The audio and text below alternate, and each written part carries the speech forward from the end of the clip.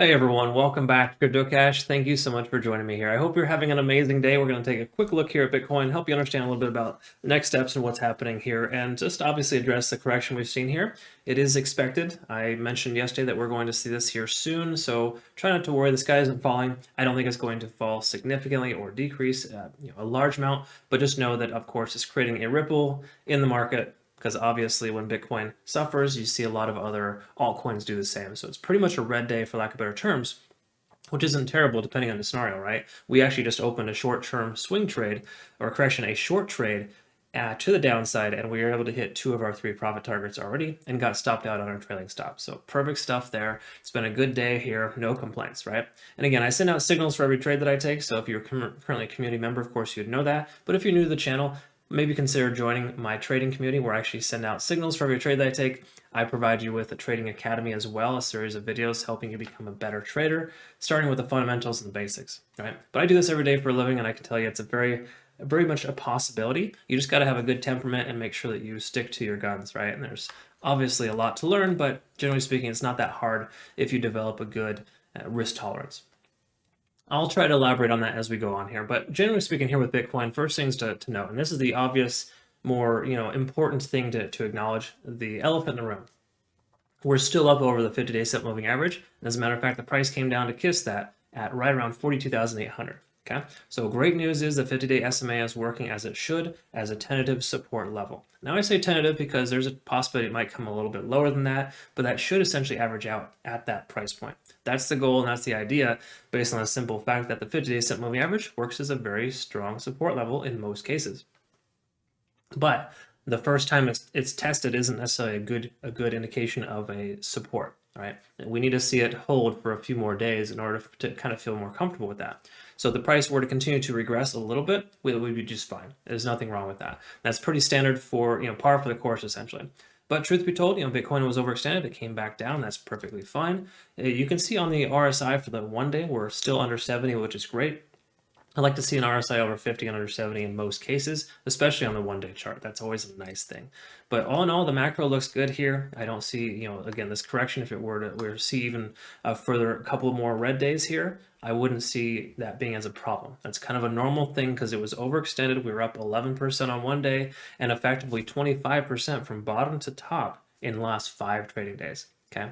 25% in 5 trading days is a lot for Bitcoin. So we got to recognize that and just try to understand this is not a terrible thing. We want to see a correction so we can leg up again stronger, right? All right, so just some stuff there. Now, at this point here, we do see a golden cross on the the 50 and the 200-day set moving average, a little less effective than you're seeing that on the 1 day chart, right? So try not to put a lot of weight into that, but the good news is it's working its way up, so it would effectively work as a support level eventually. Okay, so for now, no big deal. Also note too, we're back under 70 on the RSI. This is perfect. This is what I was hoping for. This gives us a chance to kind of view it as not considered to be overbought, right? It's considered to be kind of just average now. So that's a good sign. In other words, it got too high, too fast. That makes sense. Anytime you see an RSI up over 70, it's going to calm down. Most of the time, you don't see an RSI over 70 that lasts too long, at least on the 4-hour chart, right? Because again, it's a kind of more of the midterm there. If you stay over 70 on the 4-hour chart, you can only do that for so long. Another reason why we ended up taking a short position as a community is because of TD sequential telling us we were at a 9 recently. And that essentially helps us understand that we are reaching a state of exhaustion, right? Because Bitcoin came up all the way up to a 9 previously, consolidated, jumped up to another 9, and then it was starting to consolidate, right? So oftentimes when you see a secondary 9 on TD sequential, specifically more so on the 4-hour chart, it tells you you've seen about 3 to 4 trading days worth of bullish momentum. The likelihood of that turning around is very high. So that's why we took a short position and hit 2 of our 3 profit targets. So awesome stuff there in that sense. But again, this pullback is not a surprise. I mean, obviously we've had a lot of consolidation here over the weekend. That doesn't matter as much, but now it is trading day, it's traditional trading weeks. And you can see we hit a 9 and the price is coming back down, right? No surprise there. So ultimately that helps me understand, that in combination with the RSI being extremely overextended still, we had to see a pullback, right?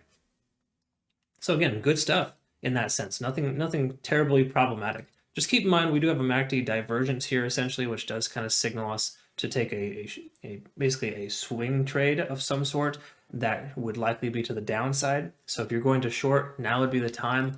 Just bear in mind you want to have a trailing stop loss in place.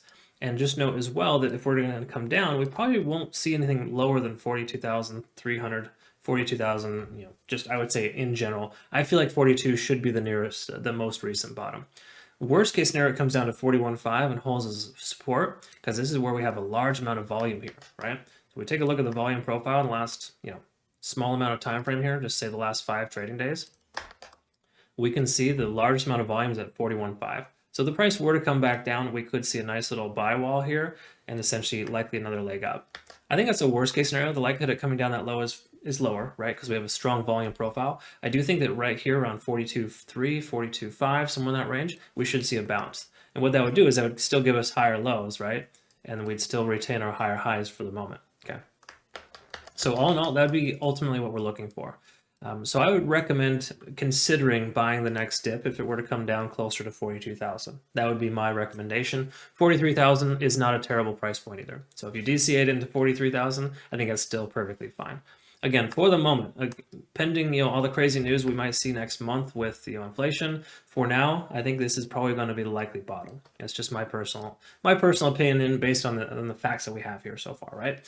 So that's kind of where we're at, but there's no doubt that we are on the downside, and we're seeing lower highs and lower lows. We look at the 15-minute just to kind of quickly touch on this here. Lower highs, lower lows, right? It doesn't take a rocket scientist to address that.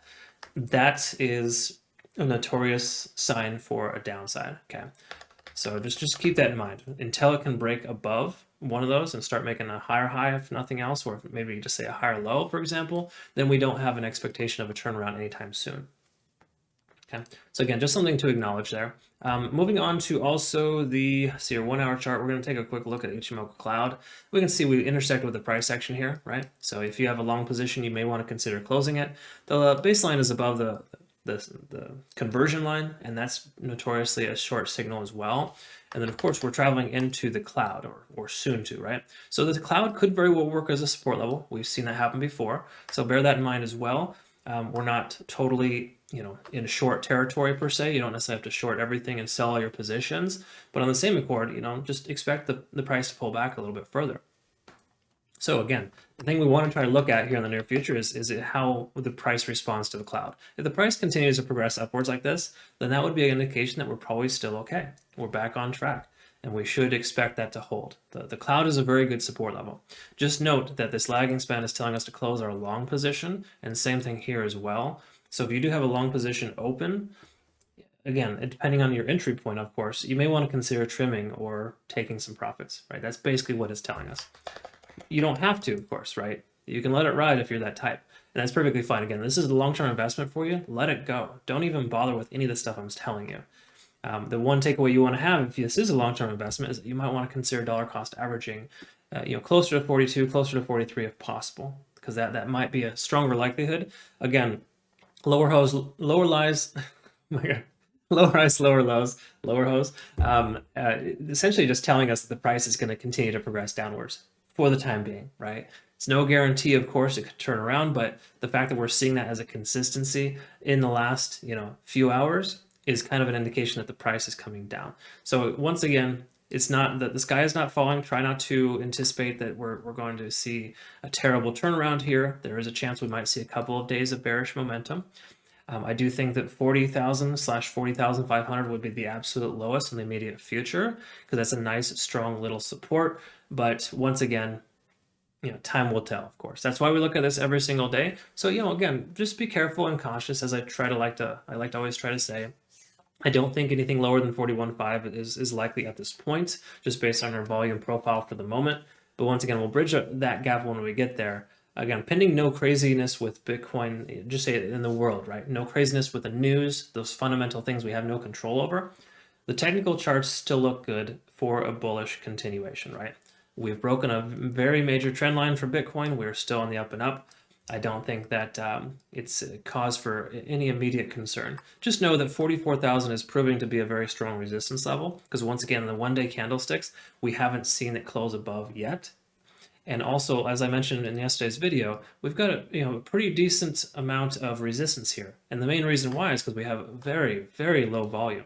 Once again, tremendous amount of low volume here leads us to basically, understand here that low volume equals kind of, uncharted territory, right? That's why when you have no volume above a major key level resistance, for example, then oftentimes the price will retrace back down because it's not comfortable there. It'll come back and test again.